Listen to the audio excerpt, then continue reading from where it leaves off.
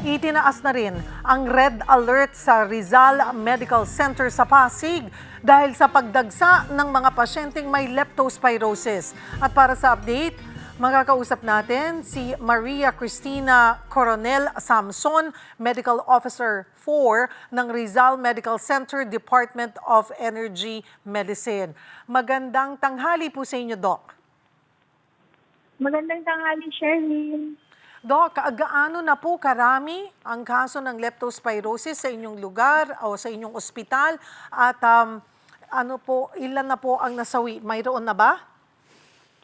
Yes, sa data na ito, actually from our 2 weeks data, Cheryl, no, we already had a total of 34 confirmed cases po of leptospirosis. At sa 34 na ito, 5 na po na adult patients ang nasawi. So far, kamusta po yung bed capacity? May available pa po ba? Right now, Ms. Cheryl, our hospital po has 300 total bed capacity po, no? But presently, as we speak po, 395 na po ang total patients po sa aming hospital, including our emergency room. Sa 395 po na ito, ay 76 po na mga pasyente ang nasa loob ng ating ER. Kasama po dito ating mga leptospirosis patients na 5 leptospirosis patients na naghihintay pa rin pong ma-admit sa ating ward at ICU. Maliban po sa leptospirosis, ano pa pong mga kaso ang isinusugod ngayon sa ospital na may kinalaman po sa ating panahon? Karamihan po dito, diarrhea, mababang presyon, mga na-stroke, at saka po mga inatake sa puso. So ngayon, sabi nyo, the bed capacity is 300, more than 300 Yes, na, ma'am. almost 400 na ang inyong mga pasyente. Pero tumatanggap pa rin po ba ang Rizal Medical Center ng mga pasyente? Opo, ma'am, tumatanggap kami base po sa caller ng ating alert system sa bawat araw. So as we speak po, nasa red alert po kami. Ibig sabihin, tumatanggap kami ng mga pasyente na extreme emergency cases na lamang, no? Kung ito ay patungkol po sa ating mga leptospirosis patients, ito po yung mga may moderate to severe leptospirosis. Doon po sila kabilang sa mga kaya naming makiter ngayon sa aming ospital.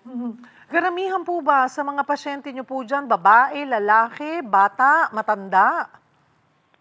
Majority po talaga, Cheryl, ay adult patients, no? Walang pinipiling kasarian o gender po ito. Ngunit binubuo po na 34 na total leptospirosis patients, ito po doon ay mga bata. Kaya hindi pa rin po nating masabi na mas kaunti ang mga bata na kaso. At pag dumating na po dyan sa ospital, nasa moderate to severe na. Kadalasan po, Ms. Cheryl. Ngayon pong dagsa, at baka pwede pa mas dumami, Doc Samson, yung mga pasyente. Kasi ngayon pa lamang nakikita yung mga kaso because of the incubation period na 4 or 5 to 14 days. So ngayon po, Yes, paano ma'am. paano tinutugunan ang problemang ito ng overcapacity at paano pa rin pinaghahandaan yung pagdagsa ng posibleng pagdagsa ng mga pasyente pa? Actually, Cheryl, pinaghahandaan na namin itong mabuti, no? Dahil actually nasa paunang bahagi pa lang po tayo ng pagresponde natin dito sa leptospirosis. Gaya nga ng nasabi mo, dahil sa patuloy na pag-ulan sa atin, ang incubation period natin, padagdag ng padagdag, no? May first batch, second batch, nung mga lumusong sa baha. So we are expecting until September, probably, ay makakatanggap pa rin po kami ng mga kaso ng leptospirosis.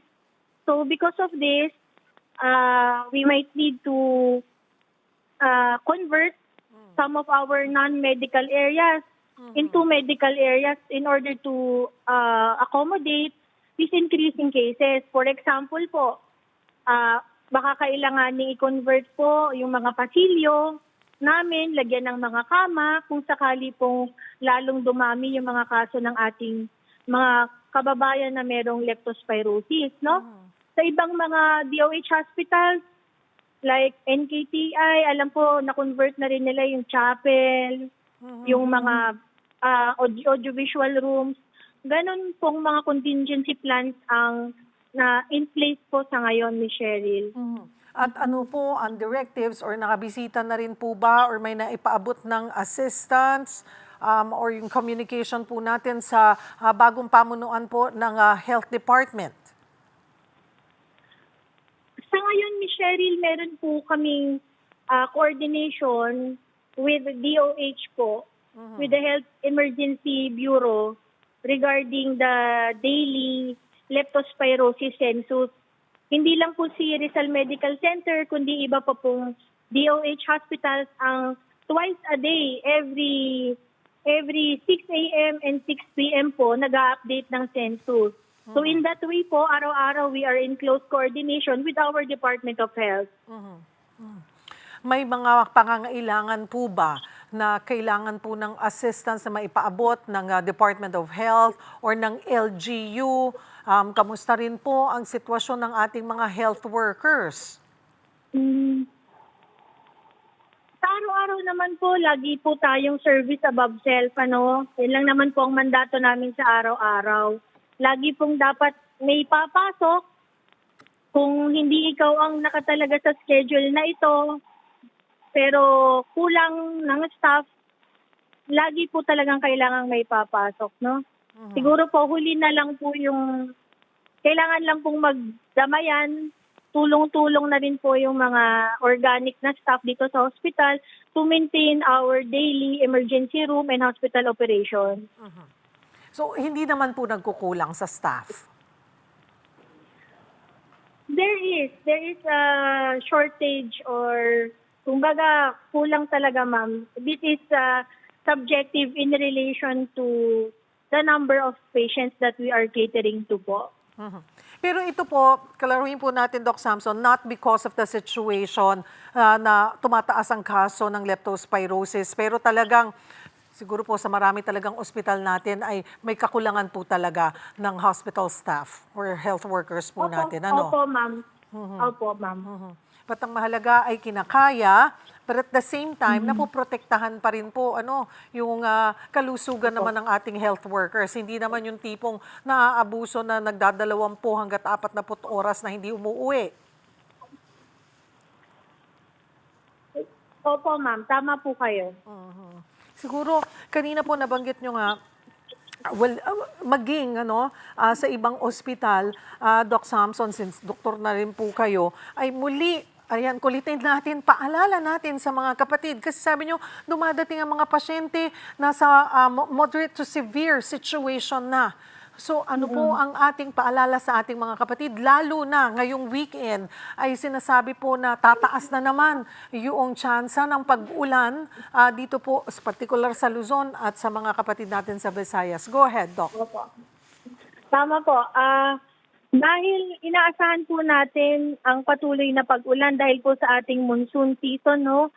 Pinapaalalahanan po namin ating mga kapatid, ating mga kababayan na hindi makakaiwas sa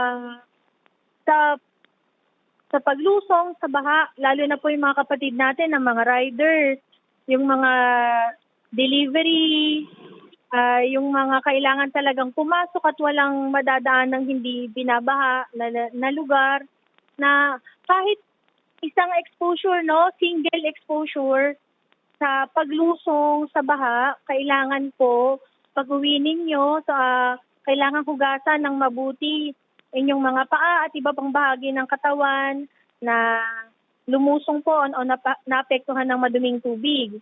Gumamit po ng alcohol, pagkatapos nyo pong hugasan ito ng soap, no? And pagkatapos po noon ay dumiretso sa pinakamalapit na health center.